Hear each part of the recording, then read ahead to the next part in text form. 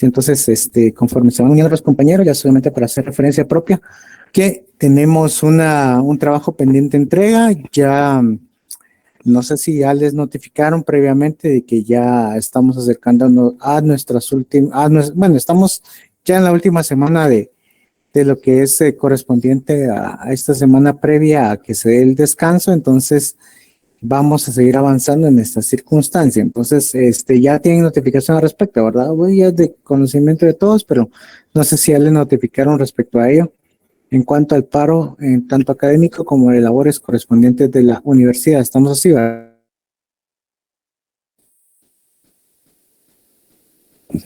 No han comentado nada, Ale.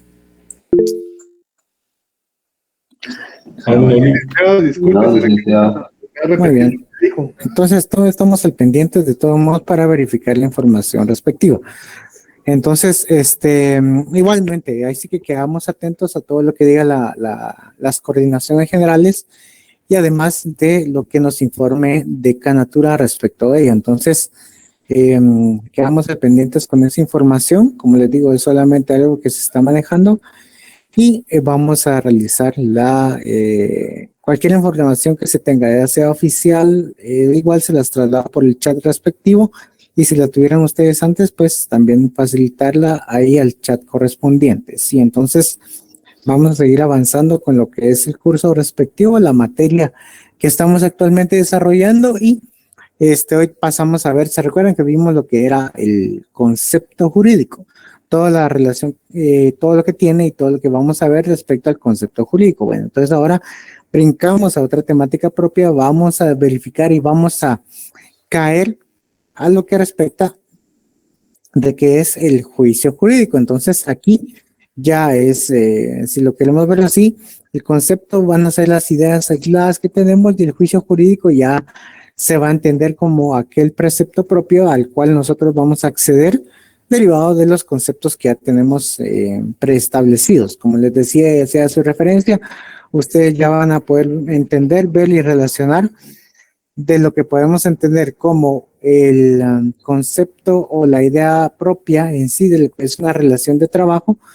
Y aquí, en el juicio jurídico, ustedes ya van a poder venir y no solamente brindar esa idea que ya tienen y ya la van a poder encuadrar dentro de un supuesto que ustedes ya conocen, sino a la vez ustedes también van a tener esa proporción técnica en cuanto a lo que es desarrollar y enfatizarlo dentro de la norma respectiva. Dígase de que ustedes ya no se van a apoyar de lo que establece o lo que señala también la Constitución, lo que va a señalar el Código de Trabajo y además lo que señala también los tratados y convenios internacionales, en este caso, todo lo que son los convenios de la OIT, en la cual hace una remembranza de todo lo que se debe entender el trabajo y cómo se va a contextualizar dentro de las prácticas que se llevan a cabo dentro en la realidad guatemalteca. Entonces ya ustedes van a diferenciar, ya ustedes van a tener en cuenta esa idea propia de lo que vamos a conocer como una relación de trabajo. Y así nos vamos a ir dentro del concepto propio de compra-venta. Ustedes en el derecho civil lo van a entender como a qué circunstancias, situación en la cual personas se ponen de acuerdo para venir y llevar a cabo un negocio jurídico a través del que van a suscribir un contrato para a realizar contraprestaciones, ¿verdad? Uno se compromete a pagar y el otro entregar la cosa. Entonces, eso es lo que se entenderá por compraventa. Entonces, el juicio jurídico va a ser aquel concepto hilado en el que ustedes van a conjugar personas, ustedes van a conjugar voluntariedad, ustedes van a conjugar instrumento público, es donde se va a plasmar el contrato de compraventa, ¿verdad? Ustedes van a venir y hablar sobre una relación propia que va a existir a nivel económico, por lo tanto, una contraprestación que va a existir. Toda esa serie de conceptos, toda esa serie de ideas lo van a englobar dentro de la idea propia de lo que vamos a ver que se entenderá como el juicio jurídico. Entonces, eso es englobar las ideas o los pequeños conceptos que nosotros traemos preconcebidos para desarrollar una secuencia de ideas y que nos establecen las instituciones. y nuevamente caigo bajo este precepto. Ustedes van a entender lo que es el derecho de defensa. El derecho de defensa establecido en el artículo 12 de la Constitución. ¿Y qué nos dice el derecho de defensa? Pues que toda persona va a estar en este proceso, en los procesos que se le lleven a cabo, y nadie podrá ser condenado si no es citado, oído y vencido dentro de un proceso correspondiente con todos los preceptos debidamente establecidos y normados dentro de un tribunal. Para llegar a este concepto más bien este juicio derivado de lo que se puede entender como el derecho de defensa, nosotros traemos preconcebido una serie de conceptos que en este caso va a ser la libertad o el principio de inocencia, va a ser el debido proceso, va a ser la legalidad. Todos estos principios que están englobados o más bien están dentro de lo que nosotros vamos a conocer como el debido proceso es todo aquello, el derecho de defensa también, es todo aquello que va a crear esa masa de información jurídica que nos va a solventar. Se recordarán, y nuevamente traigo a colación aquel ejemplo de las donaciones, en el cual les informé y les dije, miren, un contribuyente lo que quería hacer y presentar donaciones a través de las cuales quería establecer de manera concreta que sí podía, todas las donaciones que él presentó le iban a ser deducibles del ISR. Muy bien, entonces para llegar a esta idea de donaciones, pues claramente está el sujeto, en este caso el contribuyente, tuvo que presentar su papelería respectiva ante la administración tributaria para que le hicieran la equiparación, o en este caso el acreditamiento de las donaciones llevadas a cabo dentro del pago del ISR que todos estamos obligados en relación de dependencia, claro está, a tributar al Estado guatemalteco. Entonces, y como les hacía referencia en su oportunidad, derivado de que no se entendía el concepto propio de donación, se llevó a cabo un proceso que no era propio, que no fue el debidamente establecido dentro de la normativa específica para establecer lo que es el artículo 38S de la ley del ISR, donde se establece, o más bien nos marca una secuencia de cómo se debe entender la donación y además cuánto es el porcentaje máximo que nos permite la ley para descontarlo o deducirlo de nuestro ISR. Entonces, dentro de cada idea que nosotros vayamos tomando como conceptos individualizados, esa construcción que vamos a llevar y que vamos a establecer, ahí nos va a llevar a una estructura de juicio que nosotros, se recordarán también anteriormente, les había dicho de que nosotros terminamos siendo jueces. ¿Por qué?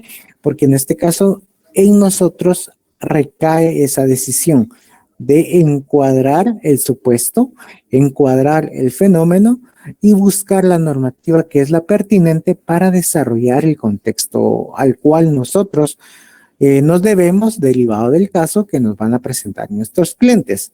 Les dije, ¿verdad? Tenemos un matrimonio, entonces para que se lleve y se solidifique, y más bien se constituya dicho matrimonio, nosotros tenemos que venir y realizar todas las observaciones previas, las diligencias previas. Entonces, en este caso, para realizar las diligencias previas, nosotros tenemos en la materia eminentemente formal, buscar los certificados de nacimiento de ambos, el registro de soltería de ambos, nos pide la legislación un certificado de salud en el cual haga constar la buena salud de los cónyuges para poder venir y que esta no sea una causal para comprometer el matrimonio y que existan también algo que también se derive como una causal para terminar el mismo. Entonces ahí es donde se va construyendo a través de todos los conceptos que nosotros previamente tenemos esta solidificación que se hace dentro de una norma jurídica. Ustedes vieron la noticia el día de ayer en el que o más bien en la noticia del día de hoy, en el que la Corte de Constitucionalidad, en este caso si no lo sabían, es necesario también, como les decía, conocer el contexto jurídico actual en el que nos movemos. ¿Qué nos dice el contexto jurídico actual? Que la Corte de Constitucionalidad, ¿qué es lo que le hizo? Perdón. según la resolución que estableció la CC, limitó la competencia, o más bien el accionar penal del Ministerio Público para investigar a la iglesia denominada Casa de Dios dentro de lo que es todo el contexto de lavado de dinero y demás circunstancias anómalas que tengan que ver con enriquecimiento ilícito. Entonces, la CC, ¿qué es lo que hizo ahí? Interpretó un caso que le pusieron y que le sometieron a su consideración y estableció a través de una serie de conceptos y construyendo un juicio jurídico, que al final ellos son jueces, claro está.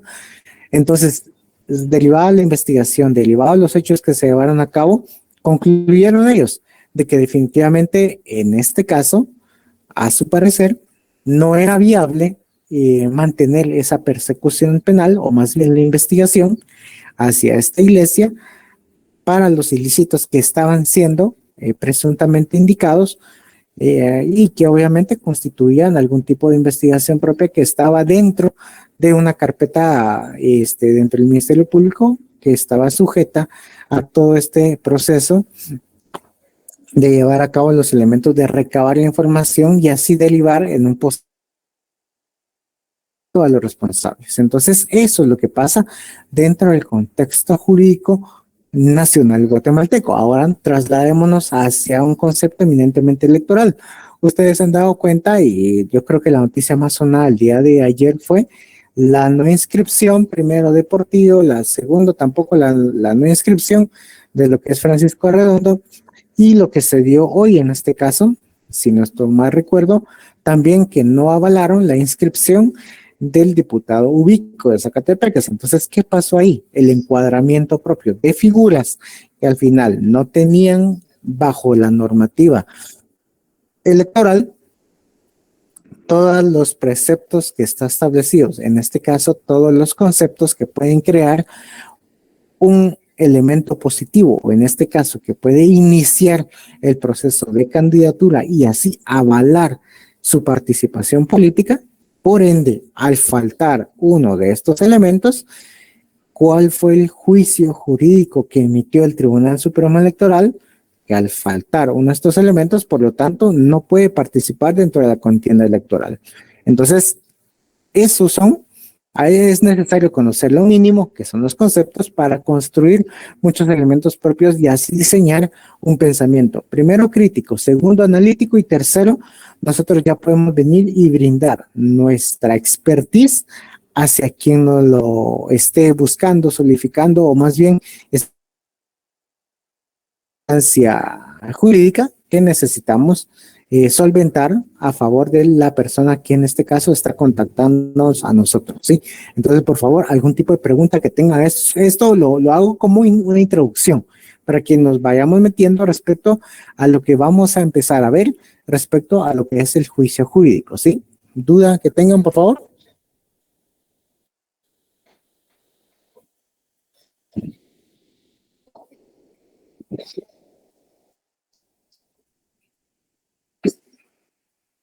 Ninguna, licenciado, gracias. Eso estaba viendo. Gracias, Sofía. Muchas gracias a los que respondieron. Sí, les digo, siempre es necesario, por favor, que me den ese feedback, porque si no, siento que igual, como les digo y les seguiré repitiendo, estoy hablando solo, entonces, tampoco es una circunstancia que se diga, ay, qué alegre, ¿verdad? Venir y estar hablando solo, es cierto. Muchas veces hablamos solos porque necesitamos una opinión de un experto, y qué más experto que nosotros mismos dentro de nuestra propia vida, ¿verdad? Entonces sí es necesario tener esta circunstancia, ¿verdad? Aquí hace una referencia respecto a Sudri Ríos, sí sigue en la contienda, sí, definitivamente, pero entonces allí es donde se dan una serie de preceptos que no están muy bien solidificados y se establece de que ya esto supera lo jurídico, porque ya esto ya es una circunstancia en la cual vamos viendo algún tipo de, no les podría decir preferencia, porque preferencia no lo es, sino que algún tipo de tergiversación misma a todos los preceptos en los cuales se puede establecer una norma y una prohibición constitucional que está claramente y está específicamente diseñada no solamente en la norma constitucional, sino reforzada a su vez en la ley electoral y de partidos políticos. Entonces, esto es definitivamente, como dice un adagio popular, ¿verdad? Para mis amigos todo, para mis enemigos la ley. Entonces, pues no debería ser así, ¿verdad? Si estamos constituidos bajo Guatemala, se considera de que es un país eminentemente positivista. Positivista en el sentido de que no seamos positivos ante las circunstancias adversas, no, sino que nuestro sistema legal es precisamente eso, un sistema de normativa y de elementos jurídicos, no de circunstancias de derecho. Entonces, ustedes entienden ese conflicto existente entre qué es mejor, ¿verdad? ¿Ser legalista o ser alguien relacionado conforme al derecho?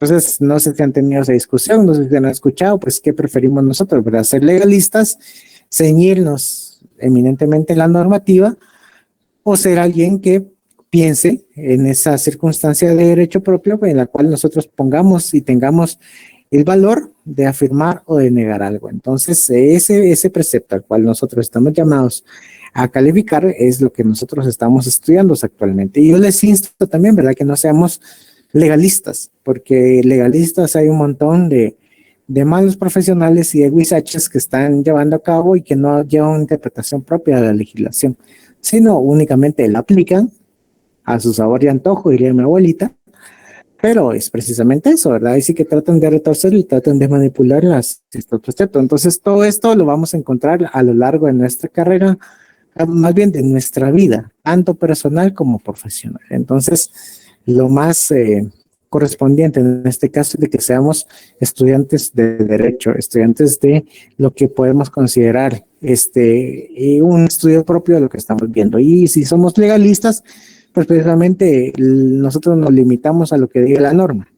Y si la norma, el año pasado había una discusión, ¿verdad?, de la ley de la familia, en la cual se venía y se estigmatizaba y más bien se llevaba a cabo un estudio jurídico respecto a lo que se debería entender por familia, cómo lo entendían esos preceptos propios de que era una familia, una penalización al aborto, una penalización también a lo que es la penalización del aborto. Significa la penalización en cuanto a lo terapéutico de lo que son los abortos respecto a los médicos, ¿verdad? Así que entonces eso es algo eminentemente legalista. ¿Por qué? Porque no existe un estudio fundado en cuanto a derechos, respecto a los derechos de la mujer, en cuanto a especificar e indicar de una manera concreta cuál iba a ser el método o más bien la planificación familiar que ella tenía. ¿Y por qué ella? Porque obviamente ellas son las dadoras de vida, porque un hombre no da vida, sino tiene que estar eminentemente engendrado vía la mujer. Entonces, la libertad de la mujer en sí estaba siendo coartada por algo, una legislación que evidentemente fracturaba todo lo que es en derecho y lo que establece una limitación a las libertades individuales de las personas. Entonces, esto es así, que una legislación que ya fue borrada del mapa y que ya ahorita ya no tiene ni guarda algún tipo de sentido seguir estudiando la verdad. Entonces, esto es en base a lo que es la construcción de conceptos para llegar a juicios. Y los juicios, tal y como nos lo establece la lámina, es de relación muy directa a lo que nos dice Mario Moro, en cuanto a lo que vamos a es la operación mental en la cual nosotros afirmamos o negamos algo. Esto es en sí, constituirnos como jueces a la estructuración de fenómenos propios en circunstancias de derecho. Entonces, esto es lo que nosotros estamos llamados a hacer. De igualmente, el juicio lógico es el pensamiento en el cual se afirma o se niega algo, circunstancias en las que nosotros venimos y decimos que ahí está la esencia misma de cómo hacer el carácter propio, cómo hacer esta investigación que nosotros estamos viendo desde los elementos primarios. ¿Y cuál es nuestro elemento primario? Pues es la legislación, claro está, pero no solamente, como les decía, basarnos en la legislación, sino en los preceptos y principios de los cuales nosotros tenemos que observar y ver dentro del contexto del fenómeno a analizar. O sea, ustedes en este caso les dijera, miren, analícenme este precepto jurídico. Tomemos el ejemplo de la participación de una candidata presidencial que ya está inscrita, pero con una clara prohibición. Hágame en el estudio jurídico respecto a ello. ¿Es justo, o más bien, está pegado derecho o es una circunstancia legal? Entonces ustedes tendrían que venir y analizar y llegar a una conclusión en la cual muchos de ustedes me dirían, sí, claramente está. Es una circunstancia en la cual la señora sí tiene una participación tanto en derecho, que obviamente es su derecho, y además es una circunstancia legal. Muy bien, respetable, pero no compartida. De ahí existiría otro grupo al cual me diría, no, efectivamente esa circunstancia va contra bajo estos argumentos, 1, 2, 3, 4 y 5. Muy bien, entonces igualmente una circunstancia, depende del ángulo en que lo vean, que puede ser compartida o no, pero está como su opinión jurídica. Entonces aquí el juicio jurídico es la opinión que ustedes están brindando respecto a lo que estamos observando. ¿Y cómo vamos a ver esto? ¿Cómo se desarrolla y cómo se desenvuelve? Con los elementos en sí de lo que establece el juicio jurídico. Previamente, en lo que vimos dentro del concepto jurídico, hablamos en un momento de un concepto sujeto, un concepto predicado y un concepto cópula. Muy bien, entonces ahora vamos a reforzar más la idea de lo que nosotros buscamos y entendemos. ¿Cuáles son los elementos de juicio? El concepto sujeto. ¿Y qué es esto? El concepto sujeto. Es el concepto del que se afirma o se niega algo.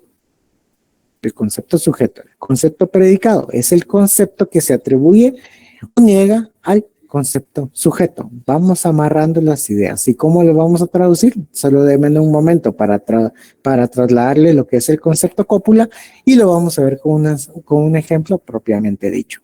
Y el concepto cópula es el concepto que determina la relación de conveniencia o de no conveniencia entre el concepto sujeto y el concepto predicado. Los une o los segrega. Muy bien. Traduzcámoslo al buen español. El concepto sujeto es el concepto que afirma o niega algo. Muy bien. ¿Qué nos dice primero el artículo 2 de la Constitución? Que el Estado está en obligación de garantizar la vida. Muy bien. ¿Qué nos dice el artículo 17 de la Constitución? Muy bien.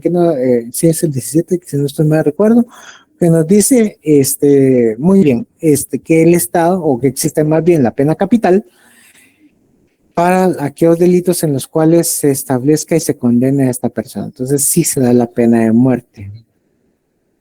Ahí tenemos el concepto sujeto y el concepto predicado.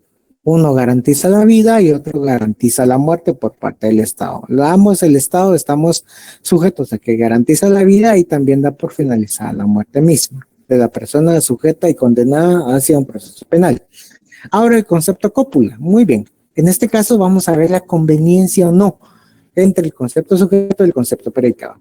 Si nosotros tenemos una mentalidad en cuanto a lo que vamos a hacer dentro de toda la esfera del derecho penal que se castiga, la escuela del derecho penal antiguo en el cual se buscaba el castigo hacia el que delinquía, en ese momento nosotros estamos enfocándonos en lo que es el concepto predicado. Entonces nosotros estamos pensando de que este devenir o esta acción misma de dar que el Estado garantice el castigo mediante la muerte de las personas, entonces nosotros estamos decidiendo que esta circunstancia es la que nosotros optamos, por lo tanto nuestro concepto cópula va hacia una garantía misma de que el Estado sea fuerte y que además el Estado tenga ese poder coercitivo que llega a castigar también con la muerte a aquellos infractores.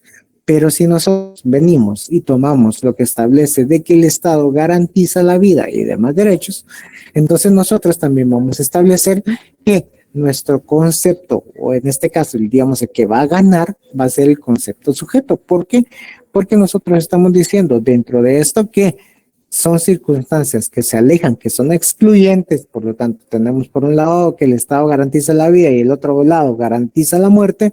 Nosotros estamos evidenciando que el Estado mismo, dentro de su proteccionismo, está obligado a observar todas las garantías de vida. Entonces, por lo tanto, no se puede dar a aquellos infractores ese precepto de la muerte misma hacia esta acción delictiva. Entonces, eso es lo que se entendería como un concepto sujeto, un concepto predicado y un concepto cópula, teniendo este concepto cópula como una conclusión, algo que nos va a unir o segregar dentro de un fenómeno a analizar. Sí, por favor, Carla Yanira López López, buenas tardes.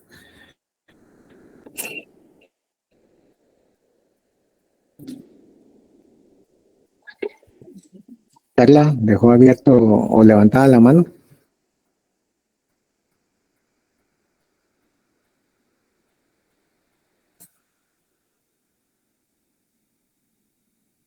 Bueno, entonces creo que no, ¿verdad? Creo que no quedó. En este caso la va a bajar. Bueno, sí va a preguntar que pregunte. Sí, Carlos Giovanni Mejía Girón, por favor, buenas tardes. Buenas tardes, licenciado. Disculpe, tengo una duda referente a lo que acaba de hablar. El concepto sujeto, que es el que afirma o niega algo, y el concepto predicado, es el que atribuye o niega al concepto sujeto. Y la cópula es la unión donde lo une o lo rechaza. Sí. ¿Es así? Sí, exacto, así es. Pero ahí en el concepto también dice que debe ser expresado la cópula por el verbo ser. ¿Cómo se integra ese verbo ser entre si lo acepta o lo rechaza en el caso el ejemplo que usted dio ahorita, el derecho a la vida y la pena de muerte? Muy bien, vamos a continuar con el concepto cópula. Muy bien, entonces vamos a meterlo dentro de su verbo ser. Entonces ya nos metemos como cuando nos enseñan en inglés, ¿verdad? ¿Cuál es el verbo to be? Entonces venir y llevar a cabo este ejercicio mismo para establecer qué es lo que debería hacer. Entonces el Estado mismo o es garantista, ahí ya estamos conjugando el verbo ser, ¿verdad? Es ser, pasado o presente en sí.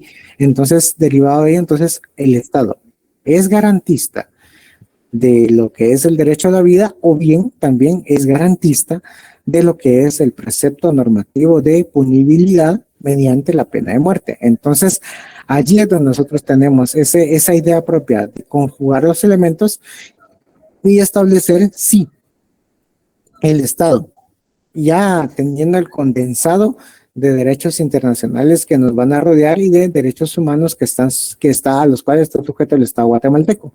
Entonces nosotros podemos establecer actualmente que el Estado es garantista en sí de lo que está afirmando. ¿Y qué es lo que afirma? Y garantiza el derecho a la vida.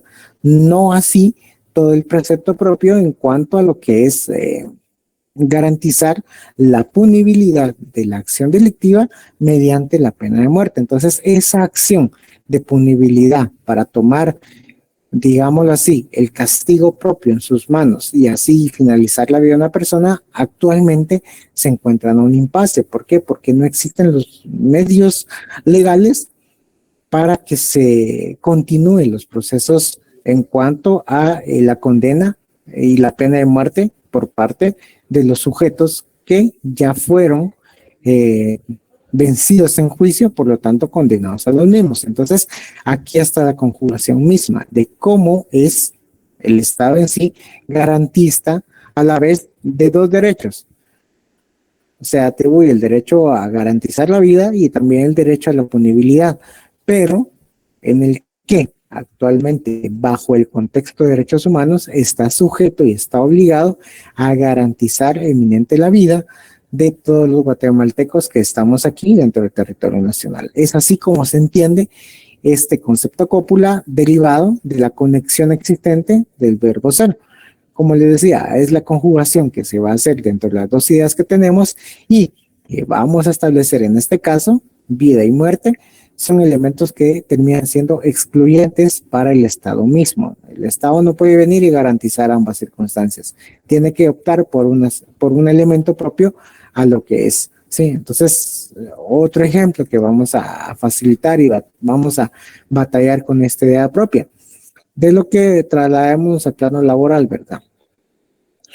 O es un despido con causa justificada o es un despido indirecto. ustedes ya manejan este concepto propio del despido con causa justificada e indirecto. Nos vamos a establecer y nos vamos a aterrizar bajo la normativa propiamente dicho. Si el trabajador incurre en una serie de faltas enunciadas en el Código de Trabajo, pues entonces se da una terminación de contrato laboral y de relación de trabajo de manera justificada. Pero si a la vez constituyen muchos elementos en los cuales el patrono disminuye o cambia la relación y el desempeño del trabajador, obviamente dicho, dentro de su estancia laboral y dentro de su centro de trabajo, el trabajador entenderá que es un despido indirecto. Por lo tanto, aquí vamos a ver una acción misma.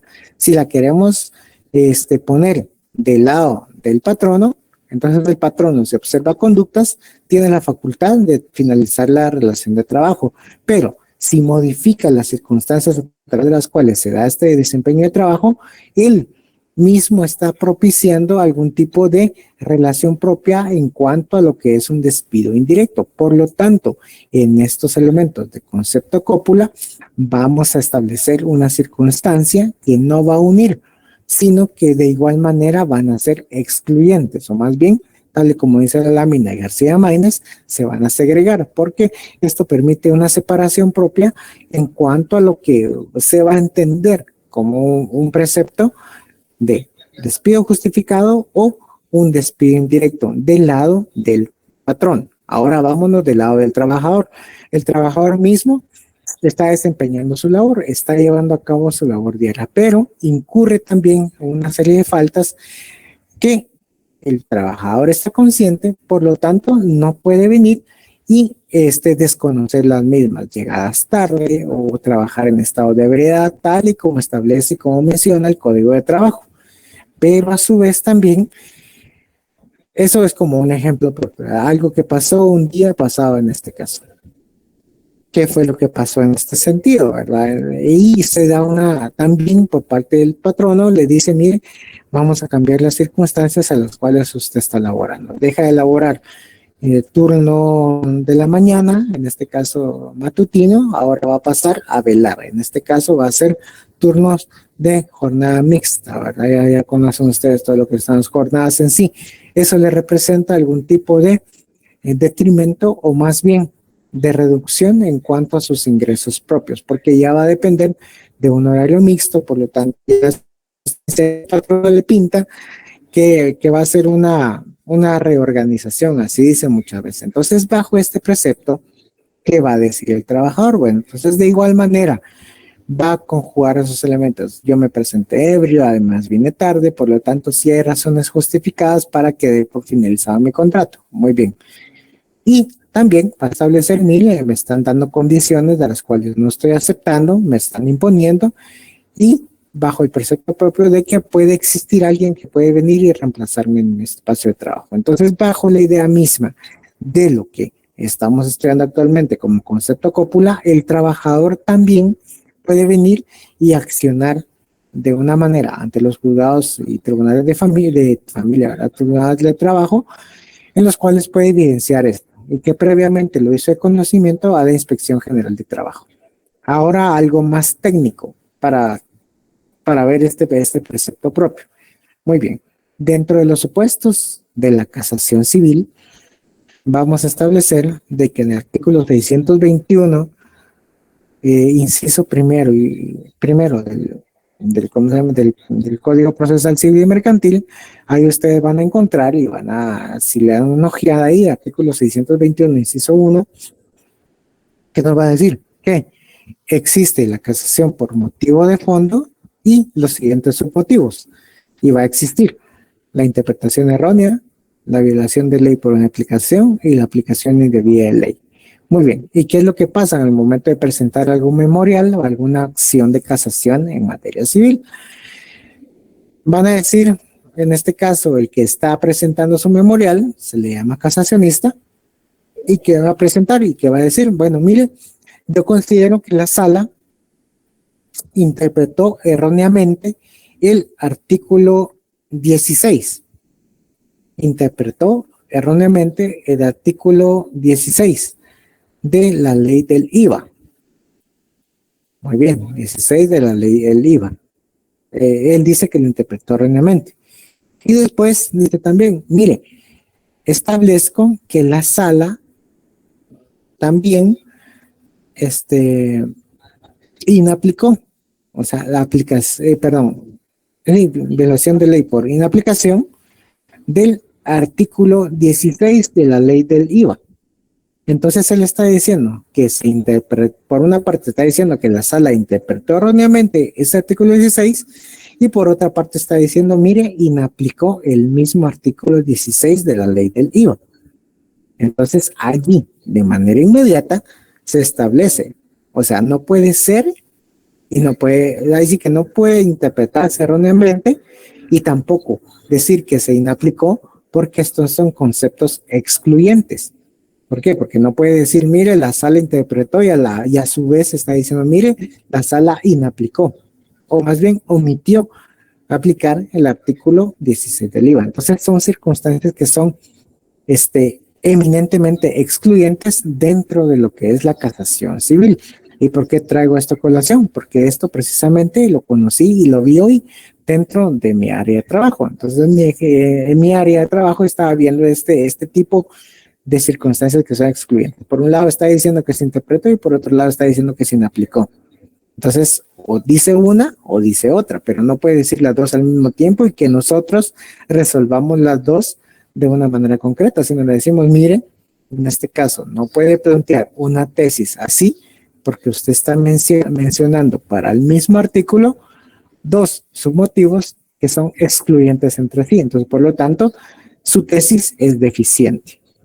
Entre otras palabras, mire, aprenda a venir y pensar jurídicamente y no cometer estos errores que al final termina perjudicando no, al abogado, no, por supuesto, sino al cliente en sí que está en busca de algún tipo de solución en el máximo órgano para que se revirtiera algún tipo de fallo que en teoría le iba a favorecer, ¿sí? Entonces, estos son los elementos del juicio que, vamos a ver, concepto sujeto, concepto predicado y concepto cópula. Vamos, parte de lo que vamos entendiendo, por favor, si no.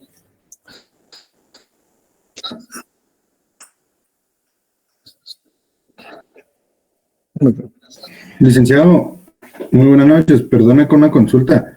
Sí. En el concepto de cúpula, ahí es donde no doy cómo se aplicaría, Lick. O sea, que cuando uno viene, ¿Sí? o sea, hay más, ¿cómo le podría decir? Más conceptos respecto por ejemplo, usted estaba mencionando la pena de muerte, ¿ya? Que el Estado por el bienestar y la vida, pero también vela por, bueno, en este caso, la muerte, que también pues estaba vigente. Pero entonces la cúpula, ahí ¿qué es lo que hace? Es que ahí sí no la entendí, pero, disculpe que se lo diga, pero no, sí, la cosa de que así me la digan, así como dice claro pelado, pues, venir y tratar de entender y para hacer más diluible este tipo de ideas propias a lo que nosotros estamos viendo, va. Entonces le agradezco primero su sinceridad y segundo su conexión misma, sí, va. Entonces vamos bajo el precepto de lo que está, o más bien de lo que no está realmente comprendible, según la idea propia de lo que está viendo Andrés. Muy bien, ¿qué es lo que nos vamos a venir y establecer? ¿Qué nos vamos a venir y modificar, solicitar y argumentar respecto a eso? El concepto cópula, muy bien. Tenemos lo que es el sujeto y predicado. Vamos a verlo en la oración. Sujeto y predicado, muy bien. Entonces aquí nuestro componente viene a ser el verbo ser. Como les decía, haciéndolo como referencia, cuando se enseña el verbo to be en inglés, ¿verdad? Como las conjugaciones propias dentro de este mismo. Entonces, aquí mismo, dentro, todo va a ser en base, es que todo en sí, el derecho se trata de analizar el fenómeno que nos están poniendo a la palestra. Les dije anteriormente, ¿verdad? Lo que pasó hoy, lo que vi, fue de que viene en este caso y que el cuate estaba enunciando el artículo 16 del IVA, tanto interpretación errónea como de violación de ley por aplicación. ¿Va? Pero algo vamos a ver menos abstracto a lo que estamos viendo. ¿Qué es lo que buscamos aquí? Tenemos sujeto y predicado. ¿Cuál va a ser nuestra conexión? El verbo ser. Dentro del fenómeno que nosotros estamos viendo, que nosotros estamos analizando, lo que buscamos es de que tengamos este precepto de juicio, o en este caso, derivar qué es lo que nosotros vamos a establecer, una afirmación o una negación dentro de lo que nosotros estamos viendo. Si nosotros observamos, nuevamente retomo lo que estamos viendo de relación de trabajo. Si nosotros vemos que se están demeritando, en este caso, o que están cambiando, se están modificando las condiciones del trabajo, que ya no existe algún tipo de relación de, primero, dependencia, segundo, de subordinación, sino que está siendo más diluido el trato entre mi superior y yo como trabajador, entonces lo que puede llegar a entender es de que existe en sí primero, alejamiento en cuanto a los vínculos propios del derecho de trabajo y la relación laboral, sino también nosotros lo que estamos viendo en sí es esto, que se puede dar un despido indirecto. ¿Por qué? Porque ya nosotros no buscamos, ya no recibimos instrucciones, nosotros ya no tenemos esa relación directa, la cual anteriormente teníamos, y además que se nos modificaron los elementos propios del trabajo, una relación sustancial. Nosotros estamos, como les decía, ¿verdad? Nosotros antes trabajábamos en horario de mañana y ahora nos trasladaron a horario de noche con, obviamente, horario recortado.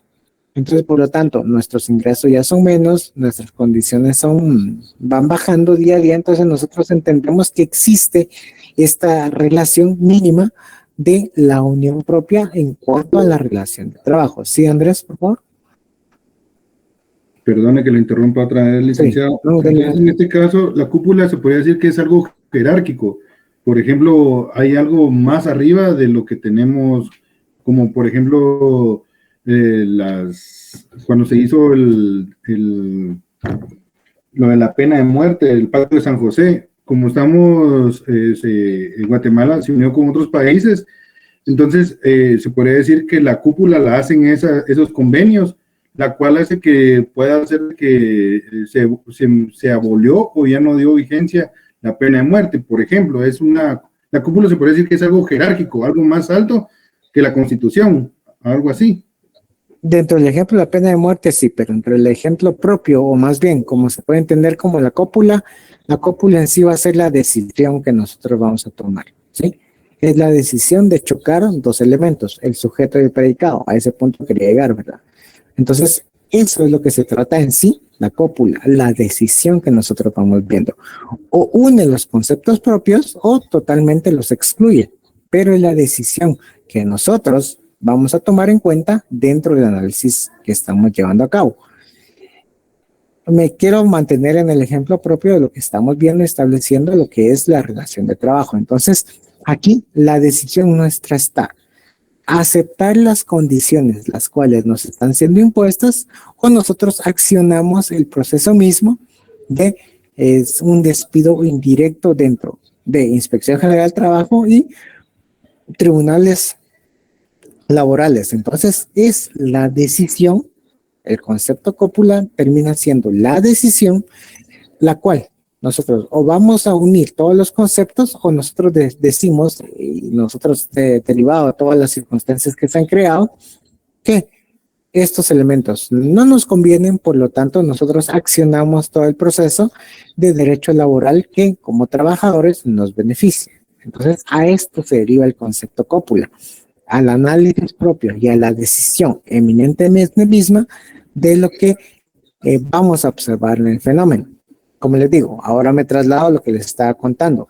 ¿Cuál fue la decisión que tomé yo el día de hoy respecto al caso que me pusieron del artículo 16 de la ley del IVA?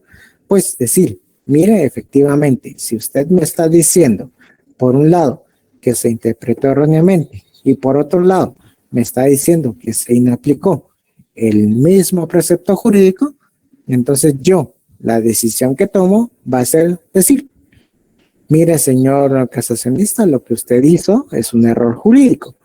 porque son conceptos eminentemente excluyentes y usted no puede venir y presentar estos dos argumentos respecto a la misma norma jurídica. Por lo tanto, su tesis es deficiente. Eso lo hice hoy en mi trabajo el día de hoy. Ustedes tuvieron muchos elementos también a través de los cuales tuvieron que decidir, no solamente dentro de su ámbito laboral y personal, sino también ya con miras jurídicas. Ustedes tuvieron esas decisiones, aceptaron esos elementos propios en cuanto a lo que estaban viendo. Un ejemplo que se hace, ¿verdad? Vean ustedes que lo que hicieron un préstamo bancario, muy bien.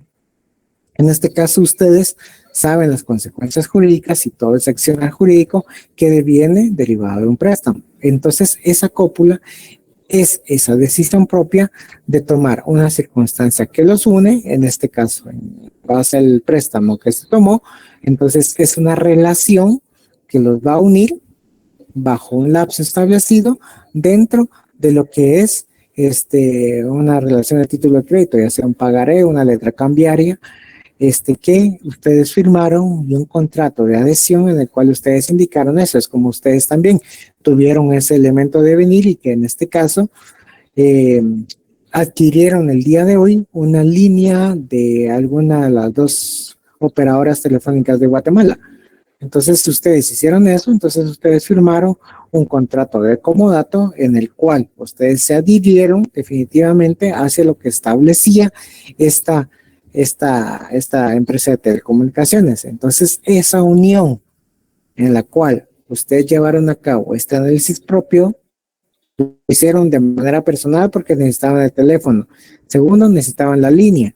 Y tercero, necesitaban estar comunicados y en WhatsApp y viendo el curso de lógica jurídica. Entonces, derivado de ello, entonces necesitaban tener estos elementos. Entonces, ¿qué es lo que se sujetaron jurídicamente? Se unieron jurídicamente hacia lo que estableció un contrato de comodato. Y así con sus elementos propios de que estaban viendo. ¿Ustedes echaron gasolina en su carro? Sí, por supuesto. Ustedes ahí crearon dentro de estos preceptos propios un contrato de distribución, de compra-venta, de distribución de petróleo, de derivados del petróleo en este caso, ¿verdad? ¿Qué es lo que hicieron? Compraron gas licuado, compraron un derivado del petróleo súper o regular y lo aplicaron a su automotor. En este caso, ¿qué es lo que hicieron en sí? Un contrato de distribución y un contrato de compra-venta que está establecido en la factura. Y además también, ¿qué hicieron? Hicieron el pago del impuesto, no solo el impuesto de los derivados del petróleo. Entonces ahí ustedes solamente con el simple hecho de echar gasolina ya crearon muchas circunstancias jurídicas a las cuales hacemos a diario, pero que también tienen toda esa implicación propia. ¿Y cuáles fueron esas circunstancias de unión propia en cuanto a lo que me establecía un derecho o garantizaba una acción y lo que llevé a cabo? Entonces, esto es lo que vamos viendo y este es el precepto mágico del derecho. ¿Por qué? Porque nosotros literalmente hasta cuando comemos. ¿Por qué? Porque nosotros tuvimos que ir al supermercado y del supermercado a su vez adquirió ya sea por compraventa o por los otros sistemas que se den en cuanto a la tenencia y solamente el corretaje en sí de lo que se puede establecer de los productos que nos venden ya sea en todos los supermercados y al momento de nosotros pagarlos pues hacemos de igual manera la compra-venta propia para que estos bienes sean propios, ¿sí? Nosotros tenemos tarjetas de crédito, nosotros ya estamos viendo para Semana Santa algún tipo de lugar, ya sea para quedarnos aquí en la ciudad, ya sea para estar de vacaciones o de viajar a la playa. Pues precisamente toda esta serie de contratos, ideas, depósitos bancarios, ya metieron banco, entonces hay una relación que los va a unir, algo que les va a segregar algún tipo de fractura en cuanto a que no se cumplieron las condiciones a través de las cuales ustedes pactaron el alquiler de una casa. Entonces, todo esto son fenómenos que pasan a diario y que tienen que ver con estos elementos. Y la cópula es esa misma, es la decisión a lo que nosotros estamos llevando a cabo, si nosotros estamos buscando que nos una algo o que nos excluyan ciertos elementos propios del sujeto y del predicado. ¿Queda un poco más diluida la idea? Sí, no, tal vez. Sí, licenciado. Sí, ahí le voy captando algo. No le voy a decir. No le digo que voy al 100, pero sí, sí ahí le voy captando algo, Lick, perdone. Ok, muy bien, muy bien, muy bien. Entonces, digamos con la temática propia, muy bien. Entonces ahora vamos a derivar, ya lo vimos arriba, sujeto, predicado y cópula, conceptos, ¿verdad? Ahora vamos a ver lo que es el concepto sujeto. El concepto requerido por la proposición, aquí son ejemplos eminentemente no jurídicos, sino son ejemplos burdos los que vamos a abarcar. En la proposición Fernando es estudioso, en donde Fernando alude al concepto sujeto, ¿sí? Fernando es la persona en sí. El vocablo es, precisamente, es el concepto cópula, si lo vemos dentro de una oración propia, como les decía, ¿verdad? Y el término estudioso es lo que presenta el concepto predicado. Entonces, ¿cómo se construye este concepto? Se forma por el concepto S y el concepto P. Entonces, S es P. Por lo P mismo, la cópula es afirmativa, ¿sí? Un concepto sujeto, donde vamos a tener una idea propia de lo que vamos a derivar, lo que es el concepto sujeto de la oración, solo por darles una oración propia, ¿verdad? Fernando es estudioso. Nuevamente, Fernando es el concepto sujeto, o sea, la S. El vocablo es, expresa la cópula y el término estudioso es el predicado. Entonces vamos a representarlo, como les dije, en S es P. Por lo tanto, es afirmativo. ¿Sí? En concepto predicado. En el juicio expresado por el enunciado, Ulises no es imprudente. El concepto sujeto es Ulises, término S. El término no es el expresado por el concepto cópula, ¿sí? O el derivado. Se recordarán, ¿verdad? Vimos, o más bien se hizo la semblanza en sí de lo que se entiende, lo que se estudia a nivel de inglés. El verbo to be derivado del verbo ser. Y la palabra imprudente representa el concepto predicado. Entonces, en el ejemplo relacionado, viene la forma S no es P. Una relación de no conveniencia del concepto predicado al concepto sujeto. Entonces, es negativo. Es la negación propia a lo que estamos viendo, el concepto predicado. Vamos a ejemplificarlo jurídicamente lo que estamos viendo. El concepto sujeto. Fernando es estudioso. Ahora transformémoslo a un concepto jurídico.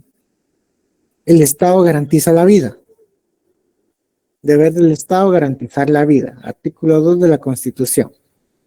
Garantizar la vida. Muy bien. Aquí no necesariamente vamos a encontrar el verbo es, si nosotros vamos a especificar la acción propia que tiene el Estado en cuanto a la garantía propia de la vida y cómo se va a entender esto a nivel jurídico. Sí, como les digo, no todo va a estar construido en que A es B. Eso no lo vamos a encontrar. Es muy difícil que lo encontremos, menos en leyes tributarias. En leyes penales es un tanto más como que fácil de entenderlo, ¿sí? Entonces, aquí el Estado garantiza la vida. Entonces el Estado en sí podría ser el concepto sujeto, o sea, la letra S, ¿sí? El vocablo es, lo vamos a establecer, lo vamos a diseñar en cuanto a qué es la garantía. Al momento que digo, el Estado garantiza la vida, entonces vamos a entender de qué garantía se transforma en nuestro verbo. Garantizar, por supuesto, es la cópula, es la conexión misma que se va a hacer.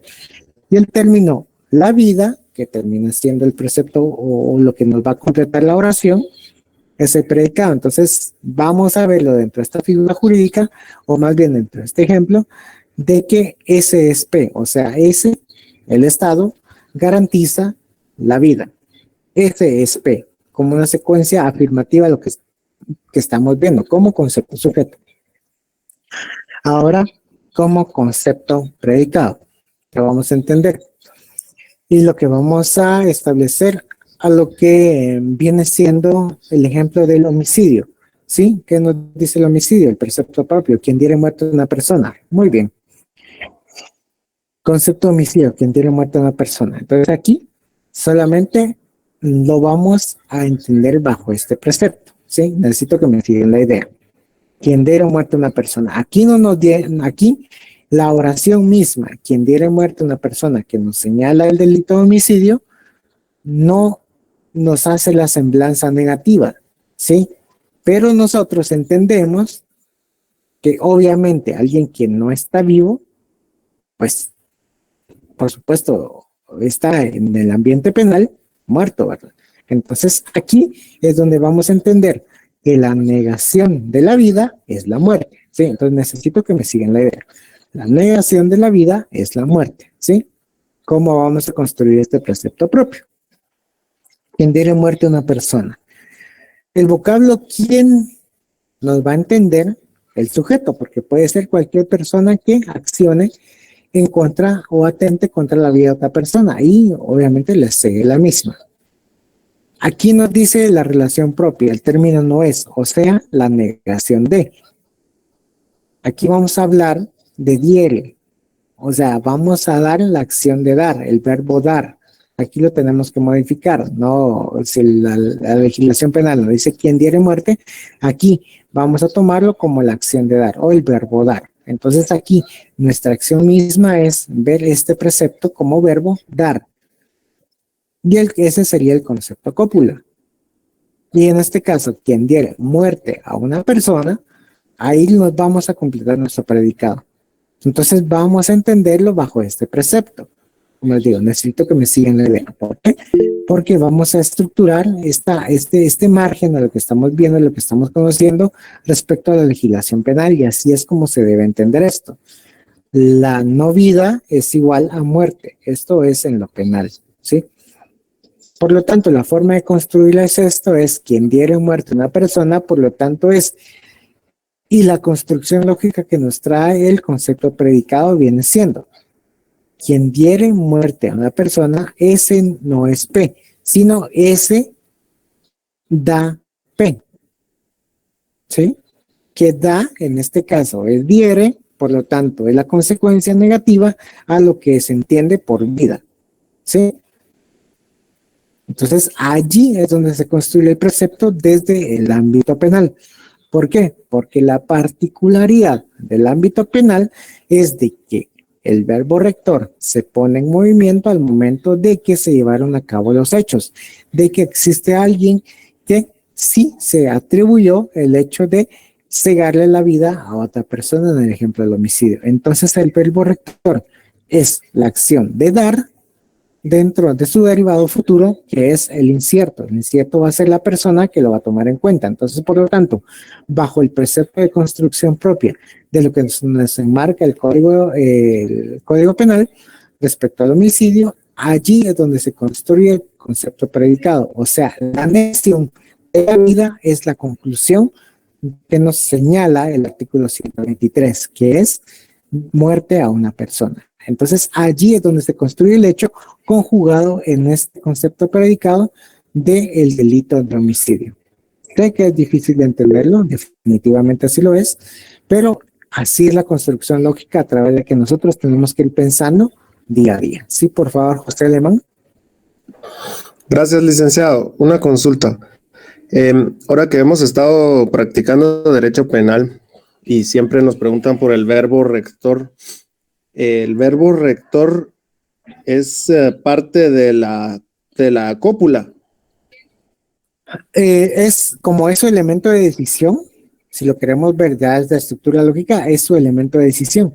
Entonces, al momento, ustedes tienen que observar todo lo que dice la normativa penal, o sea, el artículo. Entonces, ustedes tienen que identificar el verbo, tienen que remitirse a idioma español. Entonces, tienen que ver cuál es el que es necesariamente, obviamente obvio, para accionar el delito penal. Entonces, ese precepto que les va a dar el verbo en sí, se van a dar cuenta de que ustedes al momento de conjugarlo y ponerlo en acción, ese va a ser su verbo rector. Por ende, ese va a ser su decisión. Y por ende, al ser una decisión, por lo tanto, constituye una cópula dentro de la estructura lógica jurídica que estamos viendo. ¿Sí? Sí, por favor, Jamie. Y después Jimena. Buenas noches, licenciado. Un ejemplo de esto podría ser: el Estado garantiza la vida, por ello no es aplicable la pena de muerte. Algo así, licenciado. Ahí vamos construyendo algo que se va a llamar un silogismo jurídico, porque vamos construyendo una idea propia a lo que nosotros vamos, un silogismo jurídico simple. ¿Por qué? Porque vamos a construir un precepto que ya está garantizado y una conclusión que nosotros estamos emanando respecto a lo que estamos viendo. Entonces eso, si lo queremos ver, es otro método para construir un pensamiento lógico dentro de las estructuras jurídicas, propiamente dicho, constitucionales o preceptos propios del derecho sustantivo que estamos sujetos a analizar día con día, ya sea el Código Penal, Código de Trabajo, Código Civil y Código Notariado, por darles un ejemplo, ¿verdad? Entonces ahí sí eso es una construcción lógica, Jamie, pero bajo otra idea propia de lo que se está conociendo en cuanto a lo que actualmente estamos viendo, ¿verdad? Ahorita vamos solamente por estas ideas. Posteriormente vamos a ver la construcción de silogismos, en este caso simple y un silogismo compuesto, ¿sí? Pero va encaminada la idea, Jamie. Sí, por favor, Jimena, después Ángel. Muchas gracias, licenciado. Buenas noches, licenciado. Mi pregunta es sobre el último ejemplo del homicidio. No sé si quedaría de forma afirmativa o negativa en ese caso. Y en este caso, atendiendo la pregunta y lo que estamos viendo, sí, existe, pues obviamente si se acciona esta circunstancia y se confabulan todos los elementos, termina siendo afirmativo. Si no se dan dentro de un fenómeno establecido o no concurren los hechos, si no se da identificativo quién es individualizada la persona, por lo tanto termina siendo un sujeto eminentemente negativo, un elemento negativo hacia lo que vamos a ver hacia un individuo, porque recordarán, aquí el homicidio es inculpar a una persona misma del hecho que se le está atribuyendo. ¿Sí? Sí, Ángel, por favor. Gracias. Buenas noches, licenciado. Sí. Solamente para poder entender lo que usted está hablando, cuando estamos hablando de cópula, es por ejemplo, voy a buscar aquí un artículo del Código Penal, dice, quien de propósito causare aborto será sancionado. La cópula ya será sancionado, ¿verdad? Sí, no. Ahí está, no. Quien de propósito, nuevamente, por favor.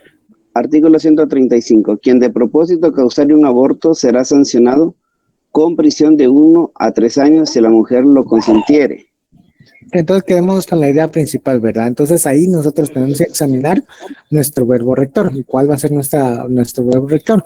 Es lo que sigue lo penal, si está un tanto más fácil, es lo que sigue después del sujeto en sí. Identificativo es quién, sujeto. Sujeto. El verbo en sí viene siendo lo que lo que conecta a la consecuencia, ¿sí? Entonces ahí es donde nace la decisión misma. La decisión, quien en este caso diera la acción o que llevara a cabo este precepto de aborto, es ahí donde se encausa directamente lo que es, primero, el verbo rector, segundo, es derivado de la secuencia de este precepto normativo, la cópula inmersa dentro del verbo rector. Es lo que se entiende a nivel jurídico y cómo se podría desarrollar la idea apropiada, lo que estamos viendo, porque lo que usted me hacía referencia en cuanto a la cópula, ya es, si bien es lo que es la consecuencia jurídica, que esa consecuencia jurídica ya está dentro del predicado, que en este caso no es parte de lo que es el verbo rector, lo que estamos viendo, ¿sí? Ok, bueno, gracias Alex, vamos a estudiar un poquito más, solo es que tenía esa confusión porque con la ley de causalidad jurídica creo que está la causa, está el verbo rector y también está lo que es la cúpula, entonces yo entendía por cúpula es el deber ser, será sancionado con, por ejemplo, entonces gracias por ahí, por aclararme algo. Sí, claro, que ahí es una consecuencia y lo que estamos buscando nosotros es la decisión propia, la decisión del sujeto de hacer. Entonces, esa decisión de hacer es lo que nosotros vamos a encapsularlo como la cópula propiamente dicho, ¿sí? Y que muchas veces está inmersa de lo que es el verbo rector en sí. Licenciado, una consulta.